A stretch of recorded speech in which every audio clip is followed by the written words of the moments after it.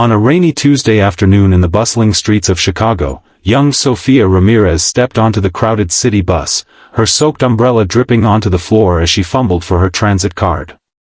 At 24, with her mother's maid uniform peeking out from under her coat and her dark hair tied in a hasty ponytail, Sofia was just another face in the grind, working 2 jobs to support her ailing mom and dreaming of a nursing degree that felt forever out of reach. As the bus lurched forward, an elderly woman in a threadbare coat struggled aboard, her hands trembling as she searched her pockets for fare. The driver barked impatiently, $3, ma'am, or step off. The old lady's eyes welled with embarrassment, and without a second thought, Sofia swiped her card twice. "I've got it," she said softly, helping the woman to a seat. Little did Sofia know, this simple act of kindness was about to upend her life forever. As the bus rumbled on, the old lady turned to her with a faint smile and whispered, "Bless you, child. What's your name?" Sofia replied casually, but when the woman pulled out a small notebook and jotted something down, a chill ran down her spine. What secret was this stranger hiding? The bus jostled through traffic, and Sofia couldn't shake the odd feeling. The old lady, who introduced herself as Mrs. Eleanor Whitaker, chatted lightly about the weather and the city's changes over the years. Her voice was refined, almost out of place with her shabby appearance, faded floral dress, scuffed shoes, and a silver locket that seemed too elegant for her ensemble. Sofia shared a bit about her life. Her mother, Maria, had been a maid for wealthy families for decades, scrubbing floors and raising Sofia in a tiny apartment on the city's edge. Mom's sick now, Sofia admitted, lung issues from years of cleaning chemicals. I'm saving for her meds and my school. Eleanor's eyes softened, but there was a knowing glint that made Sofia uneasy. As they approached Eleanor's stop near the upscale Gold Coast neighborhood, the old lady pressed a crumpled $5 bill into Sofia's hand. "For your trouble," she said. Sofia refused politely, but Eleanor insisted, adding cryptically, "Kindness like yours deserves more than you know." Sofia watched her hobble off into the rain, umbrella forgotten on the seat. That night, as Sofia helped her mom with dinner, a knock echoed at their door. A sharply dressed man in a suit stood there, holding an envelope. "Miss Ramirez?" "Mrs. Whitaker sent me." Sofia's heart raced. What had she unwittingly stepped into? The first cliffhanger dangled. Inside the envelope was a check for $500, signed by Eleanor Whitaker, with a note, "This is just the beginning. Meet me tomorrow at the address enclosed."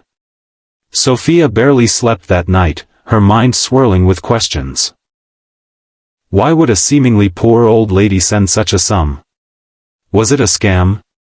Her mother, Maria, a 52-year-old woman with warm brown eyes, graying hair in a bun, and a perpetual weariness from long hours, urged caution. "People like us don't get handouts without strings, Mija," she said, coughing into her sleeve. But curiosity won out, and the next day, Sofia dressed in her best jeans and blouse, simple, clean, reflecting her modest life, and headed to the address. A towering glass skyscraper downtown, home to Whitaker Enterprises. The lobby gleamed with marble and chandeliers, and a receptionist in a crisp uniform directed her to the penthouse office. There, behind a massive oak desk, sat Eleanor, not in rags, but in a tailored pearl gray suit, her white hair elegantly coiffed, diamond earrings sparkling. "Surprised?" Eleanor chuckled, her voice now commanding. Sofia stammered, You're not." Eleanor nodded. "A billionaire, yes. I disguise myself sometimes to see the world as it truly is, without the filter of wealth." She explained her empire, tech innovations, real estate, philanthropy worth billions. "But why Sofia?" "Your kindness reminded me of my own humble beginnings," Eleanor said. "I was once like you, poor, overlooked. Now, I want to help."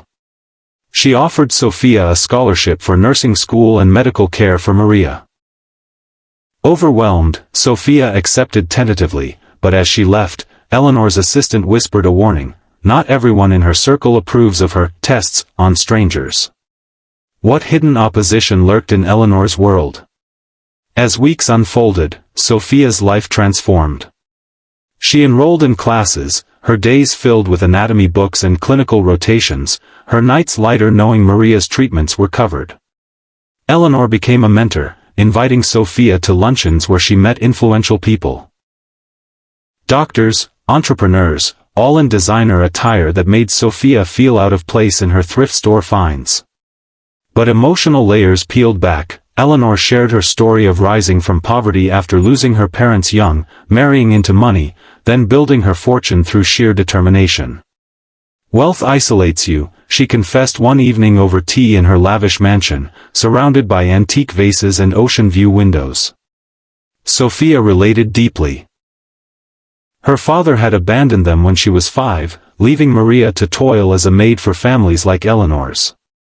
Challenges arose. Sophia's classmates whispered about her sudden luck, breeding jealousy that isolated her. At home, Maria worried Eleanor saw Sophia as a project, not a person. Then came the first major hurdle, Eleanor's estranged son, Victor, a 45-year-old executive with slick black hair, piercing green eyes, and a perpetual scowl under his expensive suits.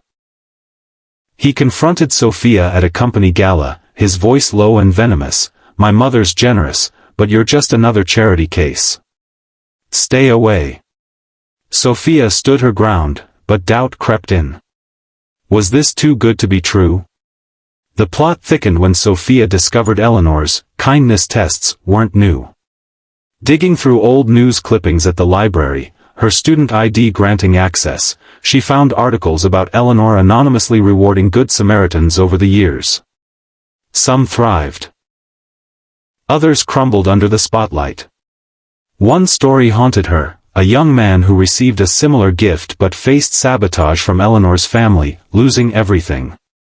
Sophia confided in her best friend, Lena, a 25-year-old barista with curly red hair, freckles, and an optimistic spirit, who encouraged her, "Grab the opportunity, sophomore. You've earned it." But tension built at a family dinner Eleanor hosted, candlelit table laden with gourmet food, where Victor openly challenged his mother. "You're wasting our legacy on strangers." Eleanor defended Sophia, but as the evening ended, Victor pulled Sophia aside. "I know things about her past that could ruin you both." Sophia's world spun. What dark secret did Victor hold? The second cliffhanger emerged. That night, an anonymous email arrived with a scanned document, an old police report alleging Eleanor had falsified her origins to marry into wealth. Was the billionaire's empire built on lies? Sophia confronted Eleanor the next day in her sunlit garden, where roses bloomed despite the chill. Eleanor sighed, her frail hands clasping a teacup. "It's true, in part.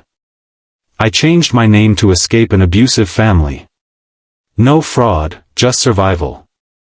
But Victor's machinations escalated. He leaked rumors to the press, painting Sophia as a gold digger. Tabloids splashed headlines, "Billionaire's bus fare beneficiary, saint or schemer?" Sophia faced harassment, online trolls, suspicious glares at school. Her grades slipped under the stress, and Maria's health worsened from the worry, landing her in the hospital with a severe cough. Relatable in her vulnerability, Sophia hit rock bottom, questioning if kindness had cursed her. "Why me?" she cried to Lena over coffee in a cozy diner, rain pattering outside. Lena hugged her, "Because you're real. Fight back." Resolution began with Sophia's ingenuity. She volunteered at Eleanor's charity events, proving her worth by organizing fundraisers that raised millions for underprivileged kids. This showcased her nursing passion, helping elderly patients with empathy born from her mom's struggles. Victor's antagonism peaked during a board meeting Sophia attended as Eleanor's guest. In the sleek conference room with city views, Victor presented evidence of Eleanor's instability, aiming to oust her. But Sophia, drawing on her studies, noticed Victor's shaky hands and erratic speech, signs of addiction.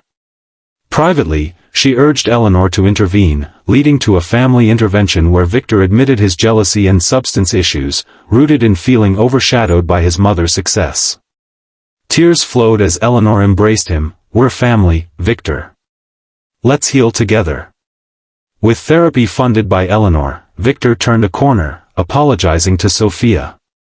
Challenges resolved. The press storm died down after Eleanor held a conference, sharing her true story vulnerably, inspiring others. Sophia graduated top of her class, starting a clinic for low-income families, funded by a trust from Eleanor. Maria recovered, retiring comfortably. Years later, Sophia, now 30, confident in scrubs, her hair in a professional bob, reflected on that bus ride. She mentored young women like her former self, emphasizing that one act can ripple into redemption. Eleanor, at 78, passed her empire to Victor and Sophia jointly, a symbol of blended family. The inspiring message: kindness isn't about reward, it's the bridge that connects us, turning strangers into saviors. In a world quick to judge, a simple gesture can unveil hidden fortunes of the heart. And so, dear viewers, if this story of unexpected twists and heartfelt triumphs moved you, please like this video and subscribe to the channel for more inspiring tales. Thank you for joining me.